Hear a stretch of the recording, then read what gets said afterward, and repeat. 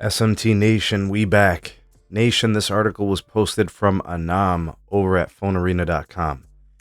And it's a pretty good article. I'll be sure to give you guys a link. It'll be in the description. But I want to take a look at what's expected to happen in the Q2 results, which we're going to get. You know, how AT&T, Verizon, and T-Mobile will perform financially in terms of customer growth, in terms of the growth segments of their business. It's a good read. And of course, I love discussing these things. The business dynamics are great. But anyways, let's talk about it here in today's video. Again, the article will be linked in the description. Ways to support us can be found there as well.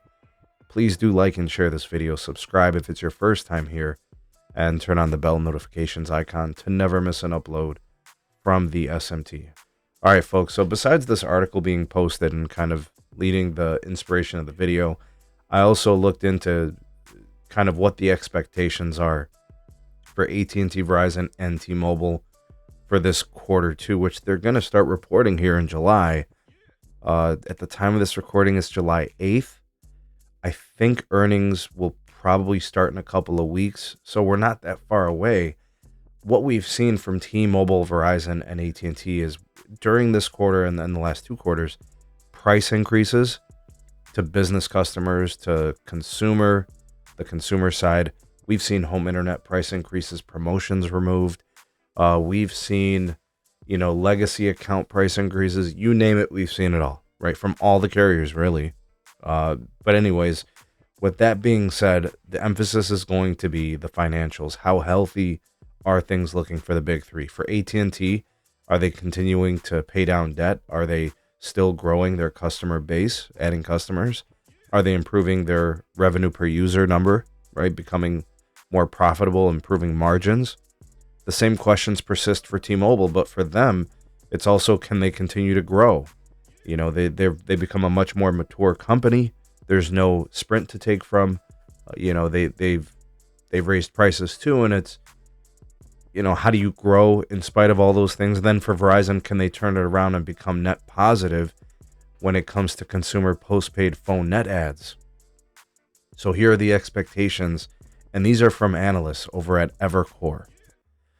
T-Mobile is predicted by Evercore to gain 650,000 postpaid phone subs in the second quarter of 2024. Now, that number doesn't seem like it's anything crazy, but I will remind you all, the growth is harder to come by today than it was last year, and the year before, and the year before, and the year before. It's harder and harder to do that. So to me, I think that estimation is very healthy. That's really good. And if T-Mobile is improving their margins and increasing pricing, then that number looks even better, because that means in the face of all those factors, they have still added a lion's share of customers in their respective industry. Keep cable out of it, that would probably be industry best. AT&T, for what it's worth, is predicted by Evercore to add 260,000 postpaid phone net adds. That number would be a reduction in recent times. Quarter, and of course year over year, that number is lower.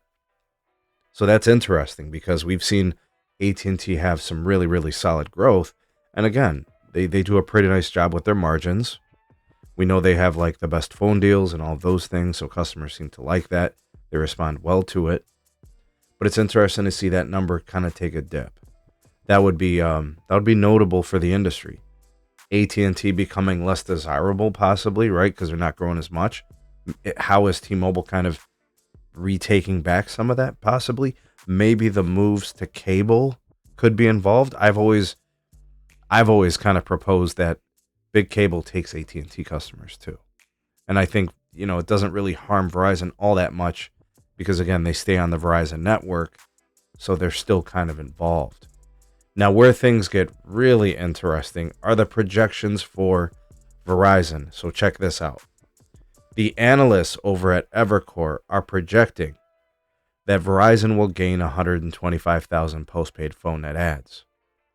That would be a huge change over the recent trajectory over the last couple of years, where Verizon has shown losses in consecutive quarters multiple times, which prior years that never happened. So they broke that trend, started this new downward trend. This could potentially be a sign of reversal. And I'll tell you this, if they were to add 125,000 postpaid phone net adds in Q2, that is a guarantee that they are going to be big positive for the whole year, because the Q3 numbers will be better than the Q2 numbers, and the Q4 numbers will be better than the Q3 numbers. So it would indicate a reversal of sorts for Verizon. So it would be kind of like what they have always been, which is weak Q1, much more active Q2, successful Q3, and a blossoming Q4. And of course, Q3s and Q4s off of iPhone sales and promotions. So there's a lot in here. And of course, big cable's another thing we got to monitor. You know, Comcast and Charter are big players in mobile phone net ads, and they're active, right? They do really, really good promotional deals and give people, you know, good pricing. But I thought I thought these things were kind of interesting. T-Mobile, despite all the negative recently, projected to grow very well. AT&T kind of taking a dip. And then Verizon kind of getting things turned around potentially. Those are the projections. So the question becomes, is AT&T ceding some of their growth back over to T-Mobile, back over to Verizon? And if that's the case, what are the factors that are causing it? Propose to me.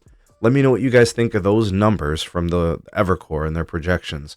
Let me know if you think they'll be on par. You think maybe they'll be wrong. Which parts maybe you believe that will be wrong. And if you believe their numbers are correct or what have you, tell me what your reasoning is. What's the rationale for it? Comment down below, you all. The voice of the people, the SMT Nation. Let your voice be heard.